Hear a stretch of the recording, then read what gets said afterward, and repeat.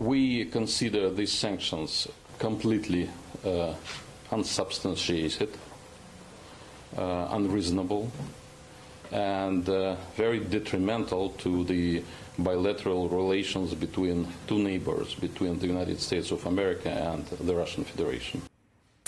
That was the Consul General of the Russian Federation reacting to the sanctions announced by the White House this week. Joining me now is Congresswoman Jackie Speier, member of the House Armed Services Committee and the House Permanent Select Committee on Intelligence. Congresswoman, thank you very much for joining me. I want to start with this news out of Vermont. A Vermont electric utility is confirming it found malware on one of its laptops not hooked up to its grid systems. The U.S. government says that malware code is used by Russian hackers. Now, the Washington Post first reported this story, citing a senior Obama administration official. Your colleague from Vermont, Pete Welch, said in a statement, this shows how, quote, rampant Russian hacking is. Do you agree with that assessment?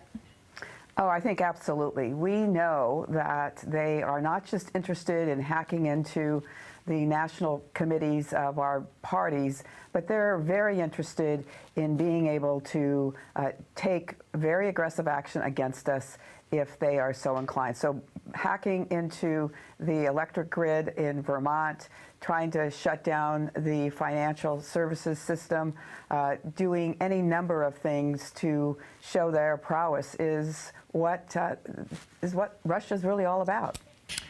Senator John McCain has scheduled an Armed Services Committee hearing next week. It's focusing on cyber threats to the U.S. Will the American people learn more about Russia's intentions here, do you think? We might, but I think it's important to point out that warfare today is more than gunpowder and weapons. Cyber warfare is how you can bring a country to its knees by being able to hack into whether it's the electrical grid or the financial services grid. And I think that we have got to do a much better job internally within the U.S. government in making sure that there's the kind of cyber protection that frankly is not always there. That's why the Office of Personnel Management was hacked for over a year by the Chinese before we knew about it. And so much greater effort has to be made to make sure that we have the kind of hygiene in the cyber systems within the federal government. Do you think that there is the kind of bipartisan support for that, as you call it, hygiene that is necessary? I mean, is this bringing both sides of the aisle together? There's no question that there is. There's great concern by Republicans and Democrats about the condition of our cyber security, not just in the government, but among our corporate companies that exist throughout the country. So oftentimes they are hacked and they don't know it until the federal government tells them. So we need to do a lot of work in that regard. So it was very important to do the attribution, identify Russia as the hacker, make no mistake that they were clearly trying to impact the U.S. democratic process, the election process in this country. And we need to identify them as the perpetrators. We need to deter them, and we need to do a wholesale inventory of our vulnerabilities. There has been some criticism of the Obama administration's response. Your Congressman Schiff, the top Democrat on the House Intelligence Committee, he criticized Obama for his, quote, excess of caution in dealing with the Russian interference. Do you agree with that? I think that there will be overt and covert action against Russia for the steps that they took. I think the president was in a difficult position in that had he taken steps before the election, it would have been seen as trying to sway the election.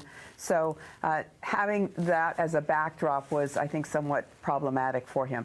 I do think, though, that we have to be very aggressive at pushing Russia back. The 35 people that have been expelled from the country, one being a chef in San Francisco, was a cover. They are using many of these individuals as persons that are indeed spies on behalf of the Russian government.